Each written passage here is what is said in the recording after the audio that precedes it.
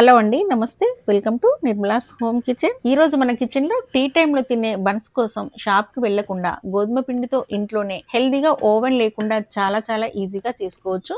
ఇక టేస్ట్ విషయానికి వస్తే బయట కొనే బ్రెడ్ కన్నా కూడా చాలా హెల్దీగా ఉంటుంది. ఎందుకు అంటే మనం మైదా పిండితో కాకుండా గోధుమ పిండితో చేస్తున్నాము కాబట్టి. ఇక బన్స్ విషయానికి వస్తే చాలా బాగా వచ్చాయండి. మీరైతే ఫుల్ వీడియో మొత్తం చూసేయండి, ఎక్కడ స్కిప్ చేయకుండా. ఇక రెసిపీ ప్రిపేర్ చేయడానికి ఒక బౌల్ తీసుకొని ఇందులోకి 1 కప్పు గోరువెచ్చని పాలని వేసుకోండి. తర్వాత 2 స్పూన్ల దాకా బెల్లం పౌడర్ వేసుకోండి. మీరు దీని ప్లేస్ లో పంచదారని కూడా వేసుకోవచ్చు, మీ టేస్ట్ కు తగ్గట్లుగా వేసుకోండి. బన్స్ అయితే గనక మరీ స్వీట్ గా ఉండవండి, కాస్తంత చప్పగానే ఉంటాయి. నెక్స్ట్ అయితే డ్రై ఈస్ట్ అండి, ఏ కిరాణా షాప్ లో అయినా దొరుకుతుంది.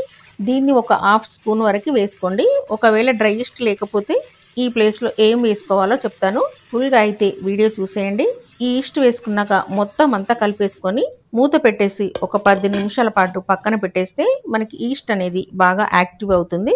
ఇలా ఒక 10 నిమిషాల తర్వాత చూస్తే ఈస్ట్ బాగా పొంగింది కదండి. ఇలా పొంగితేనే ఈస్ట్ అనేది బాగా ఫర్మెంట్ అయినట్టు. ఒకసారి కలిపేసుకొని 2 కప్పుల వరకు గోధుమ పిండిని వేసుకోండి. బన్స్ అయితే మైదాతో చేస్తారండి, నేనైతే గోధుమ పిండితో చేస్తున్నాను. మీరు కావాలి అనుకుంటే ఇదే ప్లేస్ లో మైదా వేసి కూడా చేసుకోవచ్చు. ఇలా పిండిని వేసుకున్నాక బాగా కలుపుతూ ఉండండి. మరీ గట్టిగా ఉండకూడదండి, అలా అని మరీ లూజ్ గా కూడా ఉండకూడదండి. ఈ లోపైతే మీకు చిన్న రిక్వెస్ట్ అండి, మన ఛానల్ ని ఇంతవరకు ఎవరైనా సబ్స్క్రైబ్ చేసుకోకపోతే ప్లీజ్ అండి సబ్స్క్రైబ్ చేయండి. వీడియో నచ్చితే లైక్ చేయండి, మీ ఫ్రెండ్స్ అండ్ మీ ఫ్యామిలీ మెంబర్స్ కి వీడియోని షేర్ చేయండి. అలాగే మన ఛానల్లో మంచి హెల్దీ రెసిపీస్ ఉన్నాయండి, సింపుల్ గా అయిపోయేవి, హెల్దీగా ఉండేవి మాత్రమే పోస్ట్ చేస్తుంటాను. కాబట్టి మీకు టైం కుదిరితే మన ఛానల్ ని విజిట్ చేసి ఆ రెసిపీస్ ని ట్రై చేసి ఒక కామెంట్ అయితే చేయండి. అలాగే పిండిని ఎంత బాగా కలుపుకుంటే మనకి బన్స్ అనేవి అంత బాగా వస్తాయండి. ఇలా చూపిస్తున్నాను కదండి, ఈ విధంగా కలిపేసుకోండి. ఇలా అంతా బాగా ఒకసారి కలిపేసుకున్నాక బౌల్లో కొంచెం ఆయిల్ ని అప్లై చేసి ఈ పిండి ముద్దను పెట్టేసి ఈ పిండి ఆరిపోకుండా పైన కొంచెం ఆయిల్ ని అప్లై చేసేయండి. ఇలా ఆయిల్ ని అప్లై చేసిన తర్వాత మూత పెట్టేసి మరొక 10 నిమిషాలు పక్కన పెట్టేస్తే మనకి ఈస్ట్ అనేది బాగా యాక్టివ్ అయ్యి బాగా పొంగుతుందండి. 10 నిమిషాల తర్వాత చూసుకుంటే పిండి ఇలా పొంగి ఉంది. ఇలా పొంగిన పిండిని మరొకసారి బాగా కలిపేసుకోండి.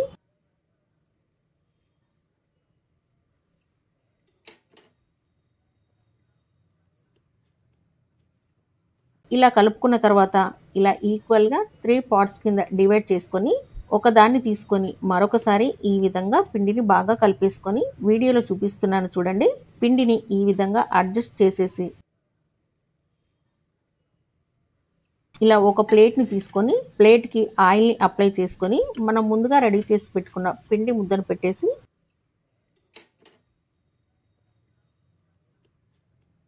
ఒక 10 నిమిషాలు మూత పెట్టేసి పక్కన పెట్టేయండి. మళ్ళీ బాగా పొంగుతాయండి. 10 నిమిషాల తర్వాత మీకు చూపిస్తున్నాను చూడండి, ఈ విధంగా బాగా పొంగి ఉన్నాయి కదండి. ఇప్పుడు పైన కొద్దిగా ఆయిల్ ని కానీ లేదంటే పాలని కానీ అప్లై చేయండి, మంచి కలర్ వస్తుంది. ఇప్పుడు ఈ ప్లేట్ ని ప్రీహీట్ చేసుకున్న బౌల్లో పెట్టేసి మూత పెట్టి ఒక 25 నుంచి 30 నిమిషాల పాటు చిన్న మంట పైన ఉంచండి.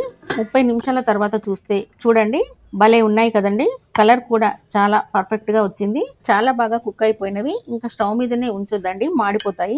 బయటికి తీసేసి మళ్ళీ పైనుంచి బటర్ ని కానీ నెయ్యిని కానీ అప్లై చేసుకోండి. ఇలా నెయ్యిని అప్లై చేయడం వల్ల మంచి షైనింగ్ అయితే వస్తాయండి. ఇలా మొత్తం అప్లై చేసిన తర్వాత మూత పెట్టేసి ఒక 10 నిమిషాల తర్వాత చూస్తే చూడండి ఎంత మంచి షైనింగ్ గా ఉన్నాయి కదండి. సాఫ్ట్ గా చాలా బాగున్నాయి. గోధుమ పిండితో చేసినా కూడా చాలా బాగా వచ్చాయండి. తప్పకుండా ట్రై చేయండి. ఈ వీడియో మీకు నచ్చితే లైక్ చేసి మీ ఫ్రెండ్స్ కి మీ ఫ్యామిలీ మెంబర్స్ కి షేర్ చేయండి. మరిన్ని వీడియోస్ కోసం నిర్మలాస్ హోమ్ కిచెన్ ని సబ్స్క్రైబ్ చేయడము అస్సలు మర్చిపోకండి.